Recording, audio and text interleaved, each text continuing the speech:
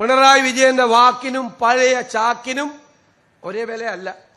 ചാക്കിനിപ്പോ കുറച്ച് വിലയുണ്ട്, പഴയ ചാക്കിന് ഇതിനൊരു വിലയില്ല.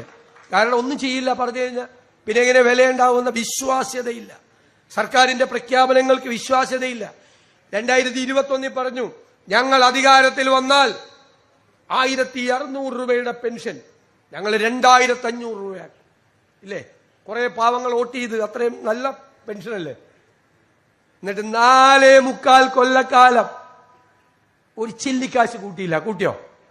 ഇപ്പൊ ഈ തെരഞ്ഞെടുപ്പിന് തൊട്ടു മുമ്പ് 400 രൂപ കൂട്ടി.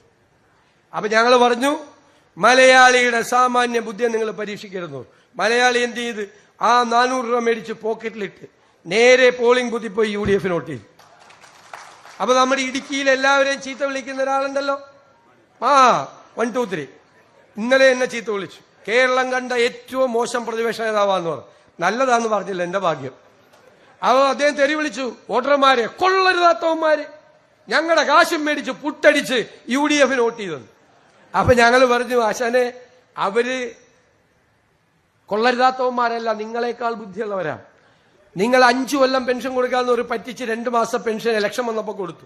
അവർക്കറിയാം നല്ല പെൻഷൻ അടുത്ത 5 കൊല്ലം കൊടുക്കേണ്ടത് UDF സർക്കാരാണെന്ന് അവർക്കറിയാം. അതുകൊണ്ട് അവർ UDF വോട്ട് ചെയ്ത്.